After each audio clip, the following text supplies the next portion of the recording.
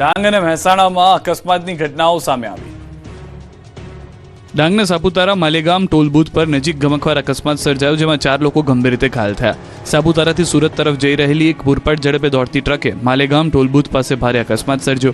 બેફામ આવેલા ટ્રક ચાલકે એક પ્રવાસી ક્રેટા કાર અને ટ્રેક્ટરને જોરદાર ટક્કર મારી. માલવાહક ટ્રકની પ્રચંડ ટક્કરથી ક્રેટા કારનો કચ્છર ખાણ વળી ગયો હતો અને ગાડીને ભારે નુકસાન થયું. આ અકસ્માતમાં કારમાં સવાર 3 પ્રવાસીઓ અને ટ્રેક્ટર ચાલક સહિત કુલ 4 લોકોને ગંભીર ઇજાઓ પહોંચી. અકસ્માત બાદ સ્થાનિક લોકો દોડી આવ્યા. તમામ ગંભીર રીતે ઘાયલ ઇજાગ્રસ્તોને સારવાર માટે સામગહન પ્રાથમિક આરોગ્ય કેન્દ્ર ખાતે ખસેડવામાં આવ્યા. મહેસાણાના વિજાપુર તાલુકાના મોતીપુરા ગામ પાસે ભયાનક માર્ગ અકસ્માતમાં 2 લોકોના ઘટના સ્થળે જ મોત નીપજ્યા. અકસ્માત એટલો ગંભીર હતો કે બાઇક અને એક્ટિવા રસ્તા પરથી ખેતરમાં ઘૂસી ગયા હતા. અકસ્માતમાં કારમાં સવાર કેટલાક લોકોની ઇજાઓ પહોંચી હોવાથી તેમને સારવાર માટે વિજાપુર સિવિલ હોસ્પિટલ ખસેડવામાં આવ્યા હતા. પ્રાથમિક માહિતી મુજબ કાર રાજસ્થાન તરફથી આવી રહી હતી.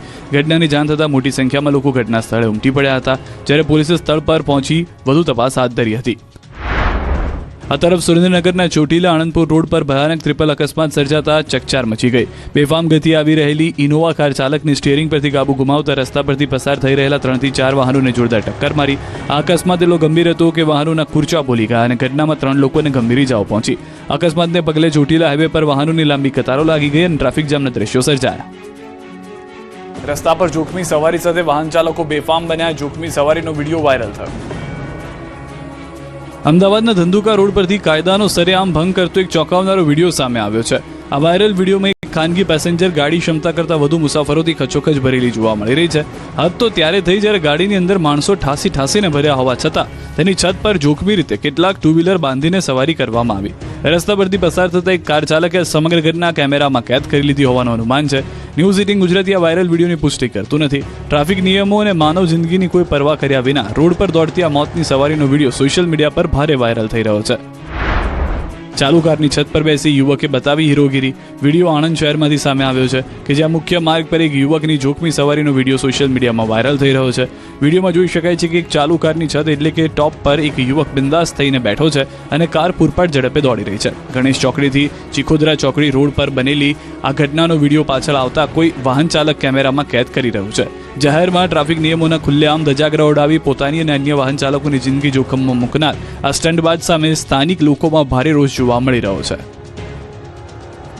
વડોદરામાં વિવાદ અને આક્રોશની 2 અલગ અલગ ઘટના બની તો છોટાઉદેપુરમાં સર્જાયો હાઈ વોલ્ટેજ ડ્રામા. વડોદરાના ગોરવા પોલીસ સ્ટેશન વિસ્તારમાં પતિ પત્ની વચ્ચેનો વિવાદ ગંભીર સ્વરૂપ ધારણ કરી ચૂક્યો. પત્નીએ અસામાજિક તત્વો સાથે મળી પતિને પોલીસ ચોકીમાં જ જાનથી મારી નાખવાની ધમકી આપી અને મારપીટ કરી હોવાનો મામલો સામે આવ્યો. ઇલોરા પાર્ક પોલીસ ચોકી ખાતે પત્નીએ અન્ય શખ્સો સાથે મળી પતિને થપ્પડ મારી હોવાના આક્ષેપ છે. સમગ્ર ઘટનાને લઈને ગોરવા પોલીસે ઉર્વશી નાઈ, વિજય ઉર્ફે મનીષ રાઠોડ, આશિફ શેખ અને સબ્બીર વાઘેલા વિરુદ્ધ ગુનો દાખલ કરી 4 આરોપીની ધરપકડ કરી. નોંધનીય છે કે અગાઉ ઉર્વશીએ પતિ અને સાસરિયા સામે શારીરિક તેમજ માનસિક ત્રાસની ફરિયાદ નોંધાવી હતી, જે મામલો હાલમાં કોર્ટમાં ચાલી રહ્યો છે. વડોદરાના બિલ ગામમાંથી તંત્ર અને કોન્ટ્રાક્ટરની લોલમલોલની કામગીરી ઉઘાડી પડતા ચોંકાવનારો વિડીયો સામે આવ્યો. અહીં તાજેતરમાં જ કરોડોના ખર્ચે નવો જ રસ્તો બનાવ્યો હતો, પરંતુ આ રોડ બનતાની સાથે જ બિસ્માર થઈ ગયો. રોડના કામમાં એટલી હલકી કક્ષાના મટીરીયલ વપરાયું છે કે હાથ લગાડતા જ આખો રોડ ઉખડી રહ્યો છે. સોશિયલ મીડિયા પર વાયરલ થયેલા વિડીયોમાં સ્પષ્ટ જોઈ શકાય છે કે સ્થાનિક લોકો પોતાના હાથથી જ આખો રોડ ઉખાડી રહ્યા છે, જેને પગલે કોન્ટ્રાક્ટરની કામગીરી સામે ગંભીર સવાલો ઊભા થયા છે. જનતાના ટેક્સના પૈસાનું પાણી સ્થાનિક રહીશોમાં ભારે આક્રોશ જોવા મળી રહ્યો છે. ગ્રામજનોએ સમગ્ર કામગીરીની વિજિલન્સ તપાસ કરીને ભ્રષ્ટ કોન્ટ્રાક્ટર અને જવાબદાર અધિકારીઓ સામે તાત્કાલિક કડક પગલાં લેવાની માંગ કરી છે. છોટાઉદેપુરમાં હાઈ વોલ્ટેજ રાજકીય ડ્રામા સર્જા. છોટાઉદેપુર અને કદવાલ તાલુકા પંચાયતના પ્રમુખ ઉપપ્રમુખની ચૂંટણી ભારે કટોકટી વચ્ચે યોજાઈ, જ્યાં ભાજપ અને આમ આદમી પાર્ટી વચ્ચે ટાઈ પડી. આપના સભ્યોએ પોતાના 3 ઉમેદવારોને ઉઠાવી જવાનો ગંભીર આરોપ લગાવ્યો. તો હાજરમાં રહેલા ભાજપના 13 સભ્યોની મદદથી છોટાઉદેપુર તાલુકા પંચાયતમાં ભાજપનું બોર્ડ બની ગયું છે. ભાજપની આ જીત બાદ છોટાઉદેપુરમાં સાંસદ અને તેમના સમર્થકોએ ભારે ખુશી વ્યક્ત કરી, જેમાં સાંસદ પોતાની ગાડીમાં બંદૂક લઈને નીકળ્યા હોવાનો વિડીયો સોશિયલ મીડિયા પર જોરદાર વાયરલ થઈ રહ્યો છે, જે હાલ સમગ્ર પંથકમાં ભારે ચર્ચાનો વિષય બન્યો છે. રાજ્યમાં ગુનેગારો હજુ પણ બેફામ છે. ક્યાંક ચોરી તો ક્યાંક લૂંટ તો ક્યાંક કૌભાંડ. રાજકોટમાં દુષ્કર્મ અને પોક્સો કેસની પીડિતાના કાકાની હત્યાના મામલે પોલીસે મોટી કાર્યવાહી કરી. ફરિયાદ નોંધાયા બાદ 781 દિવસથી ફરાર રહેલા દુષ્કર્મ અને પોક્સોના આરોપી મહેન્દ્રસિંહ અને યશપાલસિંહને આખરે પોલીસે ઝડપી પાડ્યા. રાજકોટ રેન્જ આઈજી નિર્લિપ્ત રાય દ્વારા 4 પોલીસ અધિકારીઓ સામે સસ્પેન્શનની કાર્યવાહી કરવામાં આવતા ગ્રામ્ય પોલીસ તંત્ર હરકતમાં આવ્યું. 2 વર્ષ સુધી આરોપીઓને ન પકડી શકેલી પોલીસે ગણતરીની કલાકોમાં બંને ફરાર આરોપીઓને ઝડપી પાડ્યા. મહીસાગર જિલ્લામાં ચકચારી બનેલા કરોડો રૂપિયાના નલ સે જલ કૌભાંડમાં સીઆઈડી ક્રાઇમ વડોદરાની ટીમે વધુ 2 શખ્સોની ધરપકડ કરી. પકડાયેલા આરોપીઓમાં વાળીનાથ ગામના સરપંચ કમ કોન્ટ્રાક્ટર નરેન્દ્ર પટેલ અને બાબુસિંહ રાઠોડ નામના વ્યક્તિનો સમાવેશ થાય છે.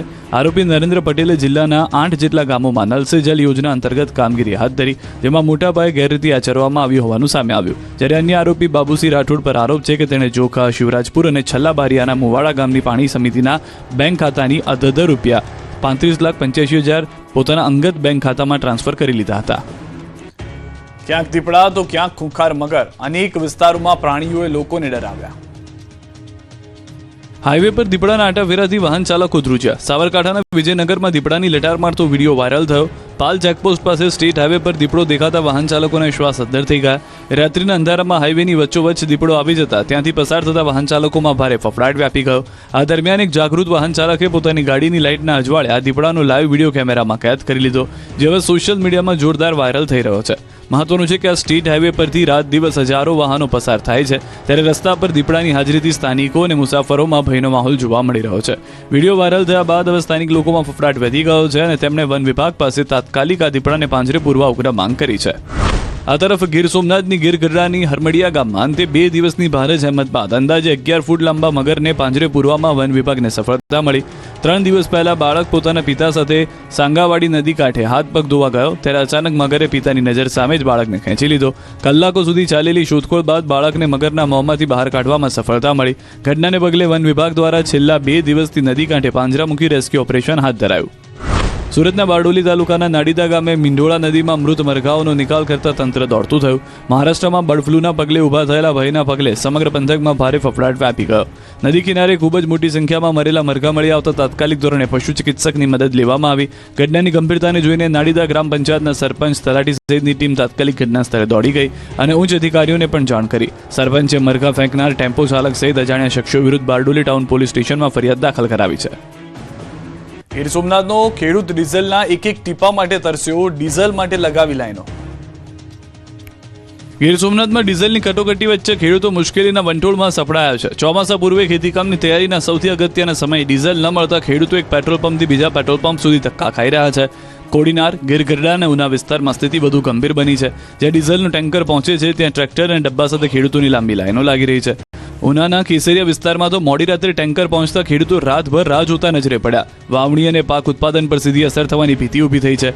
ખેડૂતો સરકાર અને તેલ કંપનીઓ સામે રોષ વ્યક્ત કરી તાત્કાલિક પૂરતો ડીઝલ પુરવઠો ઉપલબ્ધ કરાવવાની માંગ કરી રહ્યા છે. ખેડૂતોના જણાવ્યા મુજબ હાલ ખેતી માટેની અગત્યની કામગીરીનો સમય ચાલી રહ્યો છે.